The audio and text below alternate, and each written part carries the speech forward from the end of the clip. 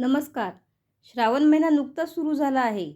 श्रावणामध्ये भरपूर सण येतात आणि त्यासाठी आपल्याला वाती लागतात. तर आपण या व्हिडिओमध्ये वेगवेगळ्या वातींचे प्रकार बघूयात. ही आहे फुलवात. ही आपण निरंजनामध्ये तेवत ठेवतो.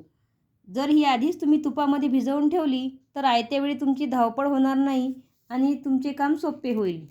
ही आहे मंजुळवात. ही विष्णू भगवानांना प्रिय आहे. ही तुम्ही सत्यनारायणाच्या पूजेसाठी वापरू शकता. ही आहे बेलपानवात. बेलपानवात ही दर सोमवारी तुम्ही लावू शकता. ही बेलपानवात आहे आणि बेलवात ही वेगळी असते. ही समोरच्या देठाला तेलामध्ये भिजवून तुम्ही लावू शकता मोठ्या पंतीमध्ये. हे आहे देवाचे वस्त्र. तुम्ही पूजेच्या अगदी दिवशी अगदी धावपळ करत ही बनवायची गरज नाही.